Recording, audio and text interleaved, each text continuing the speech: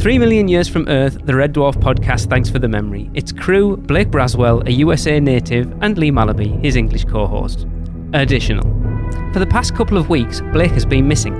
I found him inside an AR machine at a Renaissance festival, chatting up a buxom bar wench. Can't blame him, really.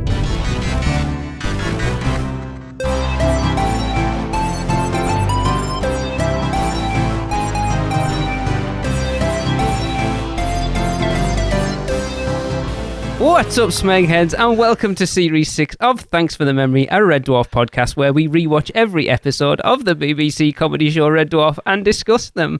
I am Lee, I am here with Blake, and no one knows how pertinent that little intro was as much as me and Blake do right now. I was really pleased with that one, if I'm honest. That was perfect. I hate when you're this good and you go first. Oh my God, that just made me so happy.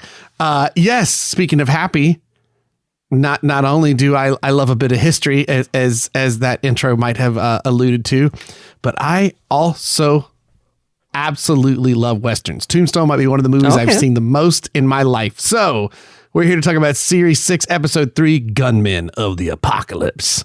The episode originally aired on October 21st, 1993. Starbug is attacked by a simulant battleship and infected with a virus which overrides its navicomp. Lister, Rimmer, and Kat use the AR machine to enter Crichton's mind, which has taken the form of the Wild West in order to fight the virus. That's right. We cannot get away from better than life. Yes. Ever since they came up with that idea, it's never gone away. It's interesting that it's referred to as AR and not VR.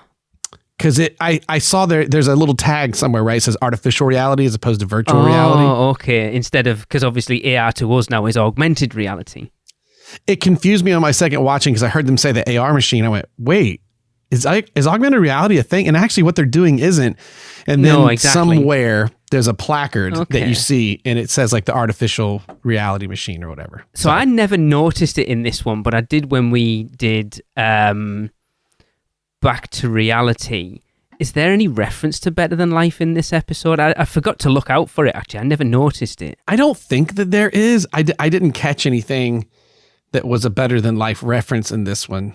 Because you actually see the two games that they play, don't they? Yes. It starts off with Lister in like the noir sort of gangster mole thing, which is brilliant, by the way. When he's like making out with nothing is hilarious. Yeah. And Crichton's trying to get his attention. Oh, I just want to talk to the guy. I love that. Oh, it's such a waste of time. I love, fine, Jimmy the whatever, like Gunmen, like it's so good. So the woman who plays, I can't remember her name now, the mole that he's kind of the murderer or whatever she is. She used to be in. So I think she is American, but she used to be in a British TV show when I was a kid called Spats, and it was about it was either like a milkshake joint or a burger joint. I don't remember a ton about it, but I'm pretty sure it was a British show. I don't know that one. Spats? Yeah, Spats is a really, really like sort of late night, probably around this time actually. It's funny because now I'm starting to pay attention to the backup or the characters more because we had that episode. Was it the last one that had just the one that had the crazy amount of like guest stars that were like, oh gosh, this person's pretty big and stuff. But in the last few episodes, but so like I was all over anybody that popped up like a hawk, and there really wasn't. Oh, you think so? But well, the one that I thought for sure I knew from something else, not to jump ahead in the story, was Jimmy, the guy that messes with Sheriff Crichton so much with the bullwhip. Yeah, he just sounded and looked so familiar to me. And I was absolutely convinced I knew him from something. Me too. There is two cameos in this that I guarantee you will know. But we will leave them when we get to them. Oh, all right. My favourite line of this at the beginning is, "Sir, this thing has a lifetime guarantee and you've worn it out in 3 weeks." Yeah. Yeah. Everyone knows you use the AR machine for sex. That's a complete lie. It was brilliant. Like, yeah, Rimmer, like I've said, these 2 episodes have definitely solidified that Rimmer is starting to be more old school Rimmer. Yes, we get a lot more nasal flare out of Rimmer than we have in a long time. The next one, very much so. There's a bit in the next episode that's very, very old school Rimmer, but we're not talking about that one. No, but that was something I wrote down. Was after we can't get away from the AR computer simulation games, we do feel like we've got old school Rimmer back. Yes. Like it very much so. Talking about the video games, I love that. Ostensibly, the graphics are so good, or it taps into your brain that the game looks like real life. But the title screen looks like it's a PC game from like 1987, like a Commodore 64, and it's like it took you 20 minutes to load it up off the cassette. Yes, it really does, and yet the game itself is like perfect reality. Yeah, but the whole gumshoe, yeah, so good. I did get one of my more favorite words to hear in a Liverpudlian accent, which is Crichton being called a gooseberry. A gooseberry. Just sounds so good when Lister says it. Oh, it's brilliant. Yeah, it's so these two episodes again, breaking the fourth wall. We do these two at a time, and I feel like they're quite low key episodes, but they are still really good.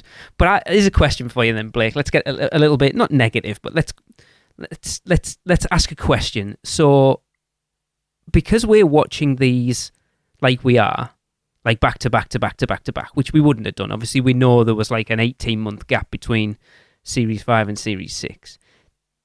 Watching them this way, do you feel that they're leaning too heavily on the whole AR, VR thing to come up with storylines? So I wrote, I don't know if it's this episode or episode 4 of this one. Okay. This actually does play into both episodes, and we can touch on both of them. Okay. Because this episode and the next one, I won't talk about what's in the next one, but they both bring back things. They both bring back elements, yes. Right? And one of the episode after this brings back 2 elements. One very recent, one is an older element. So that's this. This one brings back the element of the video game, the sort of virtual, and you know, this is famously, I believe, the episode that Patrick Stewart saw, yes, and thought they were riffing on Star Trek, and then realized, oh, it's a sitcom. They're not trying to be serious, because Star Trek had you go to the holodeck, and you could do a whole episode just about the holodeck going wrong. I think in particular it was A Fistful of Data. It was, yeah. I've got it in the show, in the trivia there. He was considering calling his lawyer to let Paramount know about it, and then realized, like, when he continued watching, it's like, oh yeah, no, this is a sitcom.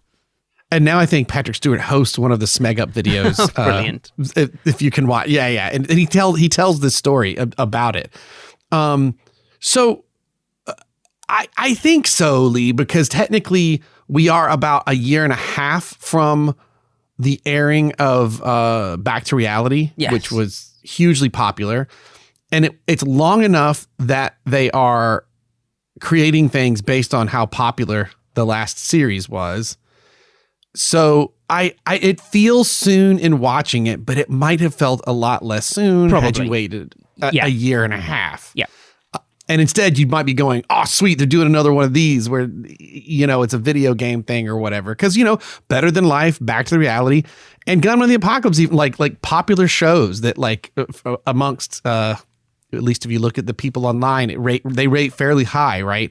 Well-regarded shows. So I think it just feels like we're leaning on it because of how we're watching it. But I definitely did write that down as a note, if that was an issue. Because I think sometimes they can feel a little, not flat is the wrong word, but like, it's like, this isn't as good as an episode that we haven't done before, because it feels like it's just leaning heavily on something we've already done. And I'm not saying I didn't enjoy it at all, because I really did, but it just, I think if this was now, people would be all over it going, oh, it's just this, you've already done this. Oh, if they had returned something like Wax World, you know, where it was for real, like Wax, a Western town of wax robots, yes, like when they did that episode, what was it called? Meltdown? Was that the title of that one? It might have not felt so much the same. Now, that being said, like, we've already made the Star Trek: The Next Generation reference, but the truth is, I mean, those shows, they had 22 episodes a season, and I forget how many series that The Next Generation ran, but let's just say it was like 6 or so. In those things, you'd be like, oh, sweet, it's a holodeck episode again. Yes. So, you know what I mean? It almost built like a thing that you'd be excited to see it come back. I don't know. This just doesn't run long enough, I think, to give you that feeling. Okay. Yeah, I get because that. you only get 6 episodes a series. Whereas Star Trek, you get like 22, right? So, cool. There's a holodeck episode. There's a, Yeah. So this feels sooner, but I guess it's how we're watching it. But I was really worried that it was in trying to do our clean rating of these shows, our ranking of these shows. I was worried that how we're watching it affected my viewing of this episode. Really? Because I love this. I remember this episode extremely fondly. I love the Wild West stuff. The first professional show I ever got paid to write was a Wild West comedy that was like, I just love writing Wild West characters. All the tropes that are put in here are so good. And I really enjoyed it on the first viewing, but I felt like there was a feeling of like, oh, this feels like a retread. I felt that a little less on the second go round, but I'm with you. There is something to how quick we've gone back to the AR well. Yeah, I didn't mind it because you kind of got 2 different versions of it. I think because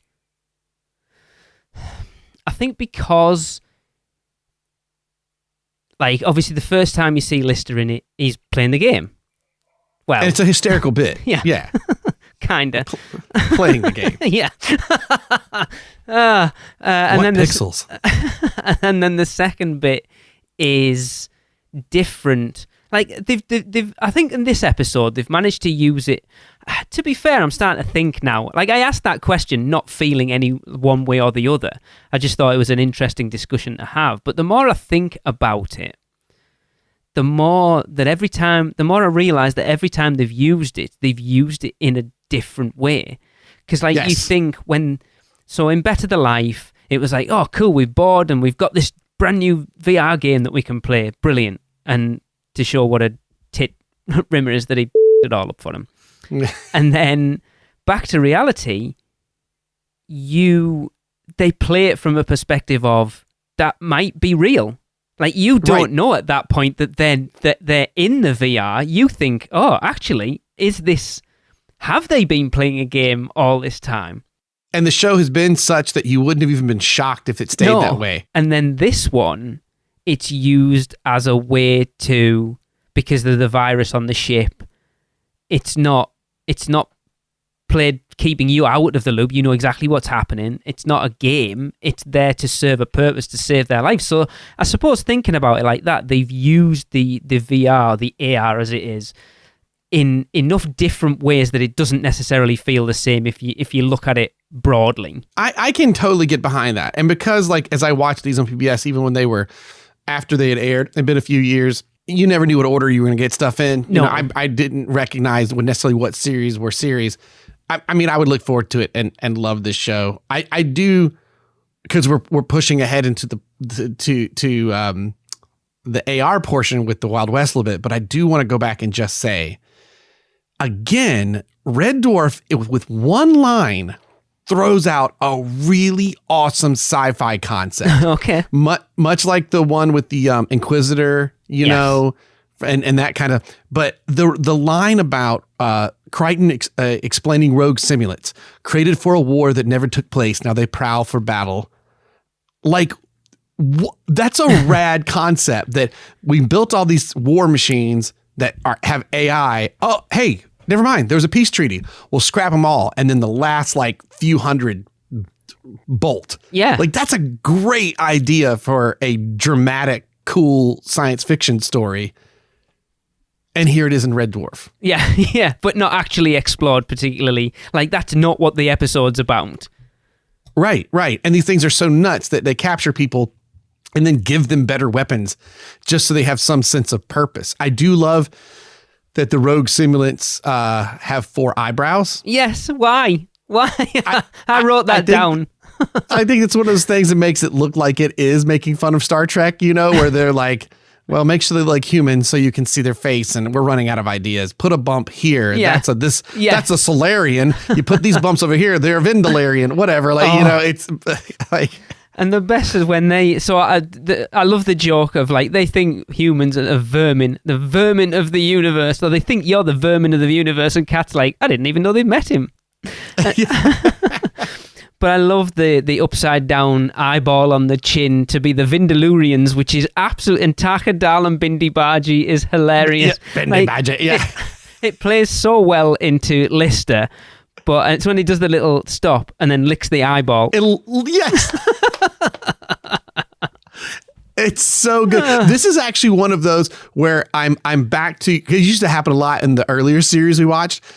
I remember this setup almost separate from the episode. Yes. This sort of cold open with them, I remember so strongly, and I forgot that it was tied into Gunmen and the Apocalypse, because it's such a strong opening, and it's got such its own like sort of character and definition of how it's rolling. But that Bindi Baji licking the eyeball, my God, so funny. Followed by when they get busted. Yeah. The way that Crichton puts his eyeballs back in are so cheap. Like a kid, you go, I took your nose. Yeah. That's exactly what so it is. Good. But the look on his face as well when he pops them back in and he's like, when he realizes that the simulant stood there. So, first cameo. That simulant.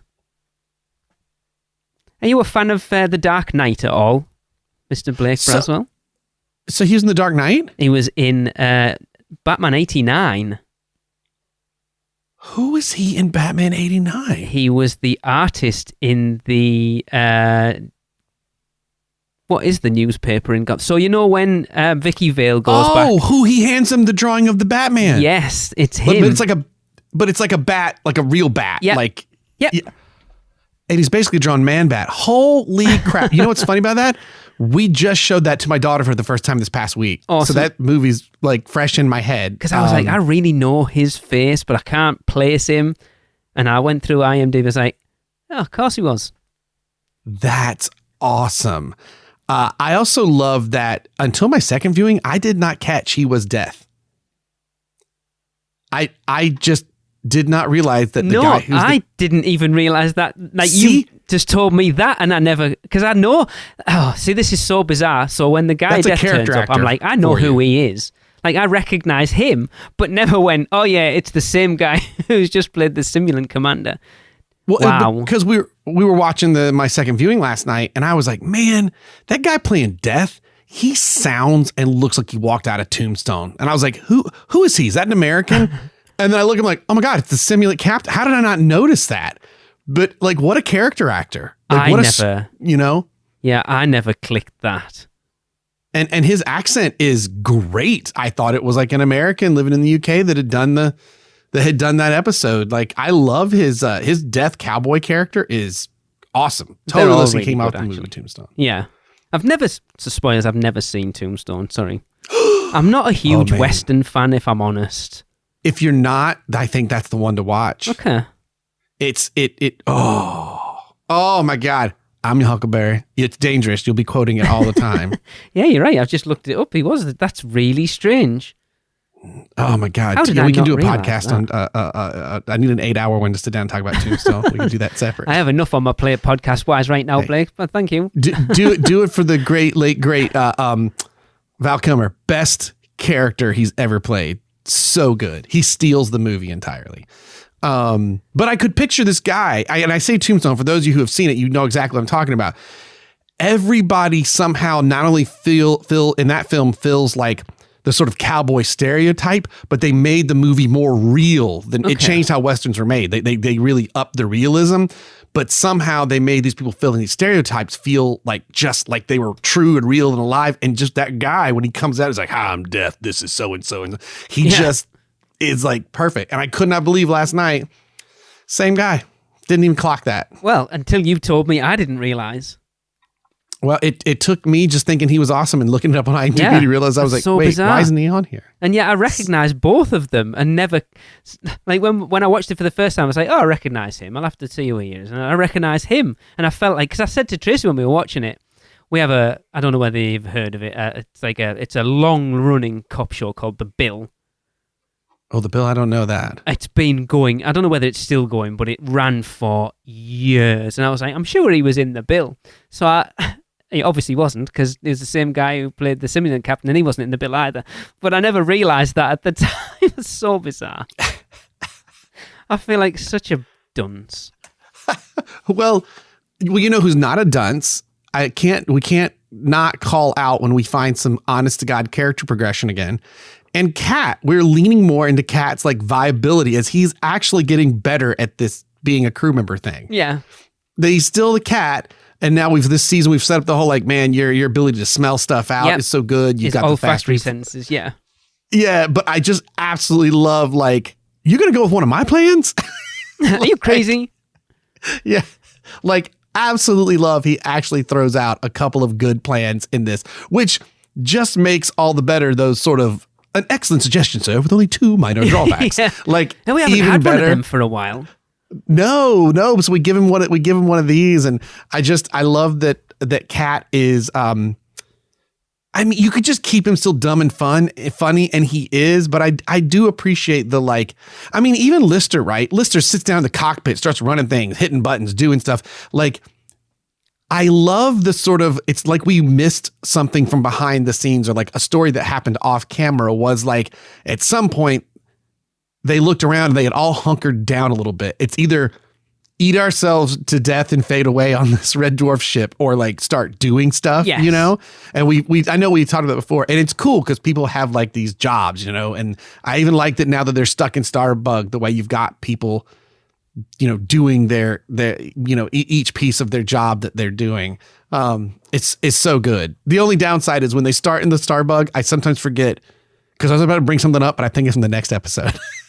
Because when they're in the cockpit, I can only remember it via Kat's costume. I guess that's the way to track it. That cockpit's really good, by the way. I love the steering thing, whatever it is that's made out, is really cool, honestly.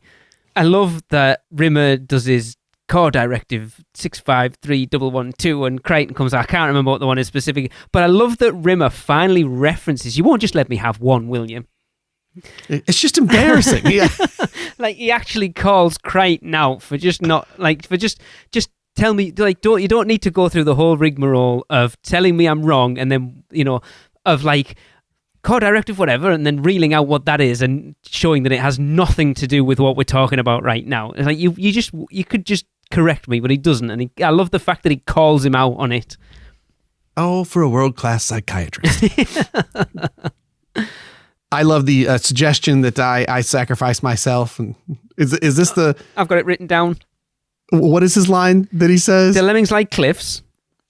Yes, yeah, granted. Permission to, that's it. Yeah, permission to terms of the lemmings like cliffs. Yeah, God, so good. See, I'm wondering now, because obviously the reason that they don't attack them is because they're like, oh, you know, sport, basically, because it's like, oh, we're going to outrun them, and I can't remember what he says, like something. Oh, am I confusing that with the last one? Jesus, you know, I watched so many of these episodes. Well, the problem is the beginning of both of these is hard. They get attacked, and it causes a problem for them to have to go deal with. So the openings have a similar arc. In the very opening of both. I think a lot of them do, because I'm trying to think. There's one where they reference like, oh, he'll outrun us, and it's like he says, oh, the Albanian all peoples run a race or whatever, it will outrun us. Is that this one? That I think it's the next one, but I'm with you. It could have also been this one. Yeah. So the fact that they knock them out, and when they wake up, they're like, how long are we missing? It's like 3 weeks, and they've upgraded Starbug completely. What I'm interested in at this point, because it doesn't happen in the next one, I wonder if the fact, because I've said this before, I don't remember these episodes much moving forward. I'm wondering if the fact that Starbug's been upgraded plays into any of the episodes moving forward at all. I wondered if in this next episode after this, spoilers, Starbug takes some damage to the front of the ship. I was like, is that how they got rid of the laser gun? I never even considered that. They don't bring it up, but I did think about that on second viewing. I was like, laser cannon and upgraded engines. I don't know if that pops up again or not. Interesting. I mean, it doesn't. I mean, I don't know if it, because in the next one, it might matter. I don't know. I think it could matter in episodes 5 or 6, especially could matter in 6. I also want to say because I always like calling it special effects stuff. I love the design of the simulant ship. Yeah. Looks like something from Blake 9 or whatever. 7. Like, it's so. I'll correct you. It's Blake 7. Or Blake 7, not Blake 9. Blake 7. I didn't realize they made more than one series of that and called it Blake 7, Blake 8, and Blake 9, but there you go. Maybe I just missed it. I don't know. That was me as a kid going, there's a space show. Wait, it ended. I caught it midway through and it ended. It said Blake 7. Yeah. What is this? I loved Blake 7 as a kid. I think I only watched like 1 or 2 episodes. It played very randomly. The only thing I remember about Blake 7 is their base being like a big slit in the side of a cliff or a mountain or something. That's the only thing I can remember about that show. Oh, yeah. That's one I literally have no memory of other than freaking out and going, wait, it's called Blake? I need to watch this. But I love the idea of going to the Wild West. Can we bring in this trivia? Because I think it's so great. Yeah. The idea they go to the Wild West to fight this whole thing out. And mind you, if you think about it, just prior, they have like a shootout with the simulants on, they blow up the simulant spaceship for a Red Dwarf episode. They've spent a bunch of money on effects and stuff. Yeah. And I love the trivia that you put up here. The Janet Street Porter, the BBC executive that read the script, said it was impossible to shoot, and she wanted the producers to discard the script, write a different one. She was then informed that the episode had already wrapped the day before. Brilliant. That is awesome. Hilarious. Like as the whoever it was that had that meeting with her, it just been rubbing your hands. It was just waiting in anticipation to drop. Oh, we've already finished it. When you wonder if Doug Nail and they were like, we're never get the money to do this. Film it. Go, go, go, go, go, go. I mean, I don't know if you know who Janet Street Porter is. I don't know who that is. No. She's renowned pain in the ass. Oh, okay. I wondered when they called her name out like that. I was like, there must be a story there. She's very famous for having massive, massive teeth. Dwayne Dibley. Teeth the Druids could use as a place of worship. Oh my God, I can't wait. I can't wait to talk about the next episode. But when this thing switched to Wild West as a kid, I got so happy because I grew up on Westerns between my dad and my grandpa, as well as like multiple viewings of Blazing Saddles from Mel Brooks and everything else. Like, I just love Western. So them doing this Western is so great. They film it so earnestly. Yeah. That's one of the things that's so good about it. All the characters that are in the bar, you oughtn't shouldn't have done that, Jimmy. Like, even that sort of dialogue. Oh, so good. I love him trying to do a bad Canadian cowboy accent. I'm not sure what Crichton's got going on there. I never noticed any different, if I'm honest. It just every now and then he said some, you ought not shouldn't have done that, Billy. He just says like or Jimmy, he's got some odd phrasings that are very like country, like old Western kind of a vibe. It's so weird, isn't it, why he chose that to be like his dream of the virus and what. I suppose it kind of makes sense. I mean, obviously we know from a point of view, the writers are like, right, what can we do that we haven't done so far? I know, the Wild West. Yeah, we can do the Wild West. Which I wonder if this was reading a little bit the making of it, they said that they wanted to do a Wild West bit and backed up the story around it. Like, they came with the idea of doing a Wild West thing and then came up with an idea, what could frame it, what could make this actually happen to do the Wild West for these guys. And I say it paid off. I'm already smiling so much more that, again, I think my love of this episode is coming up more than I think when I watched it. I might have liked this episode too much going into it, to be honest. That's the beauty of Red Dwarf, isn't it? The way they're doing it, that you literally can do anything. Like you said, like they probably sit down, brainstorm. It's like, what do we want to do? It's like, I want to do a Wild West episode at some point. All right, we'll put that down. It's like Horror Nights, going back to our, we'll circle round on that for maybe next time. I love it was originally titled The Four Horsemen of the Apocalypse. I do like that. But then the working title I like as well, High Midnight, is so cool. I saw that's really good. High Midnight is that's a really good name. But I love this, even like the metaphor. He's got to come up with the dove virus. Yes. He's got the guns with like the doves for no bullets, but doves for handles. Like, there's just a lot of stuff that's so good. And again, it's one of those weird things, especially notice on second viewing. you remember this as the Western episode, but it's only a third of it. Yeah. It's less than you realize. And there are so many of these that have these moments like, man. I was just going to say. Yeah, I'm so convinced this is the entire episode, but it really isn't. No. But it just has a strong impact. I mean, I will tell you that it might be worth it for me just for the characters of Kat and Rimmer that they inhibit in the game. Riviera Kid. I do like that. I think I saw a trivia where this might be the only episode it happens, but it starts and Rimmer's back in hologram form, but then goes, because he's in red, but then he goes hard light and goes back into his blue costume to put on the AR helmet. I've never noticed that. That's interesting. Yep. He starts off red, not touching anything. No one's touching him. And then he switches to his blue costume, which is interesting because I think I noticed next episode too, when he's wearing the hard light, he wears like a computer on his hip. Okay. That he carries with him, which obviously he wouldn't do when he's in the red. But they said it was like the only time in the early series like that happened, that he switched from the hard light to the blue. And I just thought, well, I don't know why that is. If it's implying that the hard light drive burns energy, I don't know. I kind of like it though. I do too. It's almost like it becomes more of like a superpower at that point. Chris Berry is so good in this Western bit, because I love that when it starts, you kind of feel like I would have suspected Lister is going to own this, right? It's his character should own, and instead he doesn't. He's very meek and like gentle as his character. You know, the whole, they just want three shots of sipping whiskey, ma'am. Thank you. Yeah. You know, like he's so polite, but you got Kat as the Riviera Kid and Dan McGrew, whatever. I love Rimmer's American accent, the way he says, "Dangerous Dan McGrew." I just love the way he says that. It's brilliant. I love it. I love the gag of him throwing up into the hat. Oh, yeah. And are we ready? Are we ready? Yeah. Go on. Even that, like, I want... What is it? Before that, the I Speak Cowboy. Do you have a dry Chardonnay? Yeah. Whatever. Like, it's so great.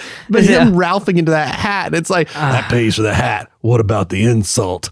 What do you have it written down? I don't, but second cameo. So the guy whose hat he throws up into, has he got Bear Strangler someone or other? I can't think specifically. So are you aware of a director by the name of Guy Ritchie? Oh, yeah. Are you aware of his debut feature, Lock, Stock and Two Smoking Barrels? Absolutely. Danny John Jules is in that film. I am aware. So the guy who plays Bear Strangler, whatever, was Nick the Greek in Lock, Stock and Two Smoking Barrels. Holy crap. I don't think I made that connection at all. Yeah. That's just my kind of humor, though. What about the insult? And then Rimmer is, all right, you're a fat, stupid git with some breath that can peel off the paint. Like, just so good. But this whole episode is worth the entire production for me to see Rimmer kick everyone's ass and then turn towards camera and go, marvelous, and then run off. Like, he looks so cool for a moment and just like, marvelous, thing goes off. It's flawless. I absolutely love that. My favorite bit of, so we've already glossed over something that I'm surprised you haven't brought up. The piano music as we enter the town is like an old school sort of Wild West version of the Red Dwarf theme, and it's awesome. Yeah, like playing it on one of those old roller pianos kind of sounds. I would love to get a clean track of that Wild West version of the Red Dwarf theme or credit song. Oh, it's so good. Oh, it's so good. It's the first thing we noticed when he went in there. But then also I love, because all Wild West towns have a sign saying, "You are now leaving. Existence" is the one for this one. You are now leaving existence. I love that bit. The whole we can't let him leave town or he'll die, and then Cat bouncing the bullet off of everything, and it's the sound effect of that sign getting hit, and he perfectly runs into it. Like, not for nothing, for those of you who have never worked on a film set, I had to rewind that a couple times ago. I did not appreciate this as a kid. What they pulled off with that shot is hard because that sign is high. It falls off. The timing is perfect the way he runs into it. I'm like, that is a really fun setup. I'd love to know who their like effect/stunt coordinator was because they had to be looking at the dailies like, boom, nailed it. That is such a good moment. Followed by just eating that raw coffee. No, sir, no more raw coffee. He's like, come on, just 2 or 3 more cups. Oh, God, it's so good. It's funny, isn't it, that he goes in and completely forgets why he's there. Yeah, loses everything, gives up all hope, just gets hammered, totally forgets who he is. And it's funny because we just had, I mean, they definitely echo off each other. Like you had the terraform, whatever, where Rimmer is losing all hope and stuck on the planet because it's all about how bad he is and everything like that. All his worst stuff has come to fruition. And in a way, Crichton gets a bit of that in here. And there's definitely, you know, not just the AR and back to reality games, but there's definitely a lot of echoes that they like to play with. Like they find something and go, well, it's not quite the same, but we're going to kind of, you know, use it a little bit. Because this, even though it's about stopping the virus, it's really all about Crichton's psyche more than anything. Yeah. And I love that. Yeah. Yeah. Dive into that like all you want. I think that stuff is great, especially because we don't get a ton of that with Crichton in here. I do love that. Sorry, look at your face, and I remember her name. Smee. Smee. That's when he goes, Smeghead, he remembers me. Yeah. And I look at you, sir, and I get a strong sense of curry. It's like, he's definitely coming round. And morning breath, I forget what he says, but like, yeah, like cut through whatever. Like, it's so good. And Cat, again, looks so competent in this. I know part of it's like his special power, but even like him coming in going, I finally got his guns. And look at this, no bullets. And the doves, like he's weirdly competent in this like particular one. Although I did like that if you know the player select screens, they each pick their character. Like, oh, yes, I know what you're going to say. Yeah, the intelligence thing, like the intelligence for the Dan McGrew, the Rimmer one's like at a 50. The one for Lister's knife throwing is like at 100 for his intelligence. And the Cat's was like at 10 or whatever for the Riviera kid. I never noticed that, but I did see it in the trivia, which is interesting. I do like Lister being the like knife throwing guy. Just all the tropes, the whip, throwing the knife and sticking the guy to the wall. The old school where you couldn't show violence on TV in the old black and white westerns. So you like the stupid thing of like shooting the bullets out of the sky and all that kind of crap. It's so good. There's just so many delightful tropes they lean into so well. And it's clear that the guy, whoever was working on it, like they like westerns, right? I mean, it's like because the gunshot sound effect is so cheesy, it's untrue. It's like with the proper like reverb that like, yeah. Yeah, it's not like you don't hear a gunshot like that now, but the fact that it's got that at the end of it, yeah. I love it. I also say coming out of once they actually. Poor Rimmer, like he gets the crap beat out of his head in Legion. Yes, and then this one as well.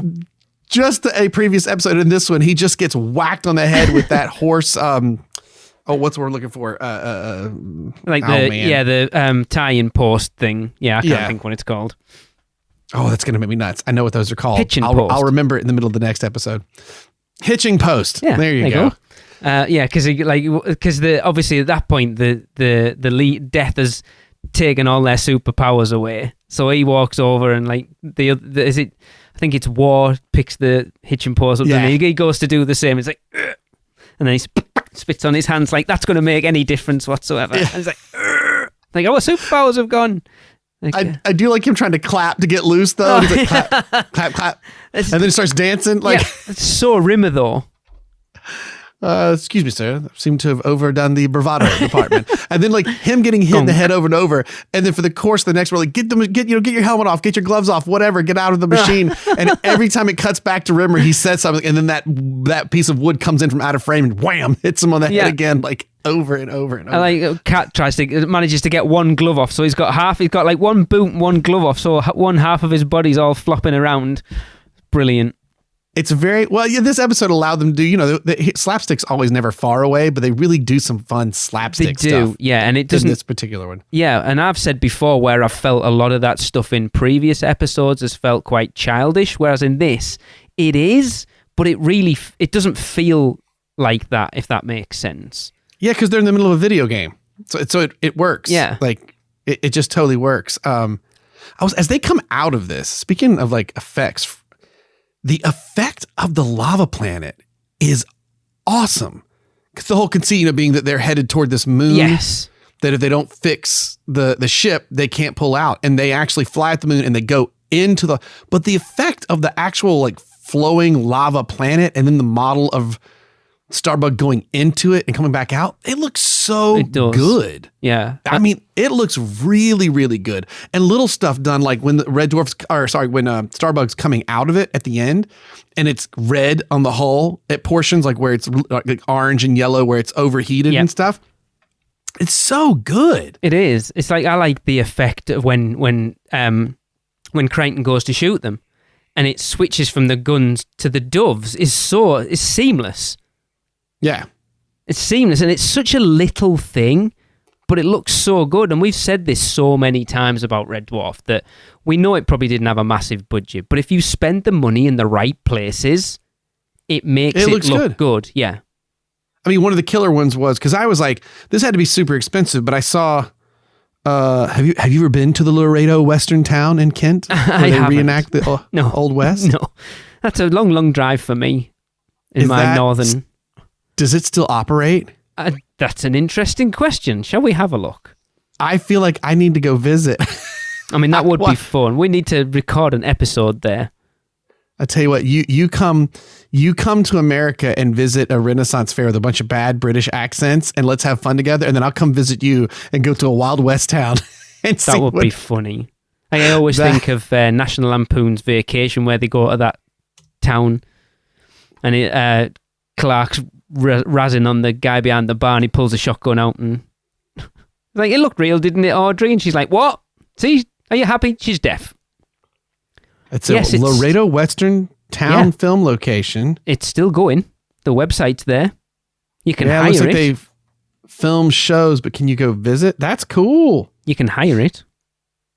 Founded in 1971 by keen Western enthusiast John Truder. So it was in Finding Neverland trailer. It was in French and Saunders, Red Dwarf. Oh, an episode we haven't got to yet. And that's not a title I recognise either. I guess we're going to see this town again. Do you have a title for the episode? Return to Laredo. Oh, wow. Interesting. They didn't try and hide where it was, did they? In that, I don't recognise that title. I don't either. That might be one of our later ones. Interesting. That's awesome. I mean, I really enjoy this episode. It's such a would it be weird to say, or does this make sense? There are better episodes, but I find this one very comfort food Red Dwarf in a way that I just love. Even though there's probably better technical episodes. Yep. But I just adore. It is so clear that they are having so much fun both behind the scenes and on camera for this thing that it just kind of shines through. And I know when I work with the performers in the past that I'm directing, I've frequently used the phrase, if you are having a great time working with each other on stage, the audience, if you're enjoying yourselves, the audience will enjoy it too.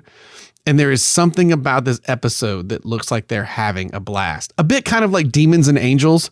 Yes. How it was so clear that they were having fun with these different parts and stuff. And again, another one where that part wasn't as long as I thought it was. But I do really, it's just like Red Dwarf comfort food. I quite enjoy this episode. I find it interesting that at this point for me, I'm probably going to get some hate for this. They never managed to fully marry really clever, well-written episode with an episode that's like laugh out loud funny from start to finish. Does that make sense? So with this, there's some funny bits, but as an episode overall, it's not. It's more of It's more of a drama with comedic elements than a comedy. Does that make sense? I think it does make sense. Like I said, they treat the Wild West stuff very seriously. Yeah, we said that about Red Dwarf before, where I like the fact that, like that, the Inquisitor, like for a lot of it, it's treated relatively serious. Like Crichton's whole bit in the Inquisitor, I love. It's not funny at all. It's not played for laughs, and it's brilliant. And it just shows that they can write good, really good quality shows that don't necessarily have to be daft comedy, which a lot of what Red Dwarf is, but they've never quite hit the nail on the head for me yet, where they've got a really good story that would stand on its own, that is one of the funniest episodes. I think Back to the Reality might be one of the higher ones for me at that point. Yeah. Because there's some very funny moments, but also that's played very for real, but there are a lot of good, just like that reveal scene when they're all discovering who they are. I would agree. Here we go. That. Dwayne. Yes, you're probably right. Actually, that probably is in that respect of telling a really good story and being very funny. That probably is number one, honestly. I think it's, and of course it's one of the ones that it looks like from viewers, at least online, rates one of the highest overall. But you're right. That usually does happen. They don't line, although this one won the International Emmy Award for Best Comedy. Which is interesting, because I don't think it's the funniest Red Dwarf episode. I mean, it definitely has its moments, but for me, it's not the funniest. By the way, Return to Laredo, I have no idea what that is, because I've just gone through all the episodes from now until the end of this Series 13, and I can't find that in there. So I don't know what that is. If you click the link on that Laredo I wonder if town, it's a... making of or something. Do you know what I mean? If you click on it, it goes to YouTube. Over 10 years after Red Dwarf, Gunmen of the Apocalypse, Robert Llewellyn returns to the filming location. There you go. All right, so it's not a... Okay. It's kind of a behind-the-scenes thing. Gotcha. Yeah, interesting. But I'm thinking, it could have won an International Emmy Award for Best Comedy because, they have to nominate things and then the people who vote on them watch them. True. And out of context, this might be one of the more understandable ones. Okay, it's kind of like... Because even Patrick Stewart saying he had never seen it. Yeah. And he's like, what is this? And then I'm really enjoying this. If you don't know Red Dwarf, you could plug in and very quickly, this dude's a coward. This guy's running thing. This cat has some kind of weird ability. I mean, it sets itself up pretty fast. This could have been an excellent first episode. But then also, it depends what it was up against. Yeah. Oh, that's true too. Yeah. But I mean, just in terms of the other shows not getting a nomination, the other episodes, I mean. Yeah. I could see this one winning and getting the nomination because it's probably easier to access. This actually would have been, Sirens was our first episode. Yeah. You could have easily seen this be a first episode as well for a series. Yeah. Because it definitely, I know you need them waking up from, he's waking from hypersleep and all that stuff. But the other episodes, you could see that being easily being one. It's interesting because at least for the trivia for the first 4 episodes, we haven't seen anything so far to say that, this was intended to be the first episode, but ended up being, which we've seen for a lot of the other series, haven't we? Did we have that for Series 5? Yeah, I think so. So, but if you're right, for Series 6, we haven't come across that. No. Well, but it's been running longer. They probably have more ability to feel like they can do what they wanna. Yeah. And I'm probably the right. other one, Series 5, no, I'm thinking of Series 3. That got rearranged because of the Gulf War, right? They said. Yes. So yeah. Because Series 5, wasn't it? The first episode was Hollow Ship, but it wasn't meant to be the first episode. I can't remember which one was, but yeah. That's right. But I do. What did you end up rating this guy? So I really enjoyed it. Again, like I say, there's some laugh out loud moments, but I think the story overall is what carries this. I gave it a 7 because I think it's a really solid Red Dwarf episode.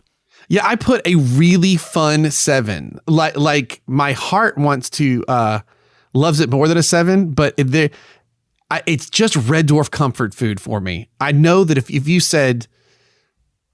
If I spun a Rolodex and it went to that to do shuffle and that was the first episode, I'd be really happy it was the first episode to watch. You know what I mean? Yeah. There are other ones like Back from Reality and stuff that I think are better overall episodes, or like Quarantine. Quarantine might be up there with laughs as well. Quarantine and Back back to reality. But this is just fun. It's so clear that they enjoyed doing this. And I think that's what makes this such a memorable one for me. Yeah. I think it's interesting that we are now 33 episodes in at the end of this one. 34 if you count the next one. And we've only really had one episode that the both of us have kind of gone, do you know what? That wasn't great. You know what's bad? Did I flush it out of my brain? Body Swap, is that what it was called? Oh, God, yeah. Jeez, I did flush it out of my brain. It is the weakest one. Very much so. Yeah. Even the premise was too large for it, you know? It was an interesting one for sure. It's funny to see the BBC exec read this script and said, you can't film it. It's too much. I actually say that about the Body Swap one. Like, it's too much. You can't do this with. Yeah. This isn't gonna work out. It was more that what they set up never got paid off. They went on this weird. I think that's what we complained about. It's like you set this up, but then you went down this weird random thing that was like, yeah, it just didn't really work. And I would rather have heard the two guys do their own voices as the other character. Agreed. Yeah, that would have been especially Chris Barry would have been brilliant trying to do. Well, he does a good Lister. We've seen that. What's wrong, Hall? Yeah. Yeah, exactly. I really miss Holly. I know. Original Holly. I miss Holly as well.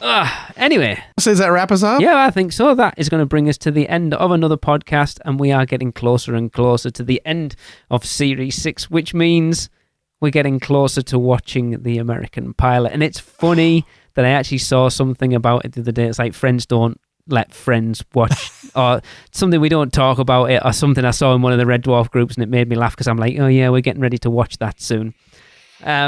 But be sure to follow us on Facebook and Instagram at Dwarf Memory and Twitter at Dwarf_Memory for the random posts that I might put up once a year. Lee, I was in such a happy, good mood, and then we talked about we got to get ready to watch that American version, and just I'm looking forward to it. Cold. I look forward to talking through it with you. That's for sure. I wish I had a complete version we could film it Mystery Science 3000 style. Because you've seen it and I haven't, so I don't know what I've got coming. And as we discovered, there's kind of two versions. Yes. We need to look at. I think we've found one that we're both going to watch for that, though, haven't we? Yes. Yeah. Yes. Ugh, brutal. So got to gird your loins. Please subscribe, rate, and review the show wherever you can, and email us your comments to dwarfmemory@gmail.com. And the next episode we will be discussing will be the 4th episode of Series 6, which is episode 4, of course, Emo Hawk Polymorph 2. So make sure to watch it before you join us for the next episode. 2 minutes to impact. Come on. How long will it take? Just a few seconds. How long to impact? Just a few seconds. Loading it up. It's going into the Navicomp. 8 seconds. 7. Nearly there. 5, 4, 3, 2. We're not going to make it. Impact. Yeehaw!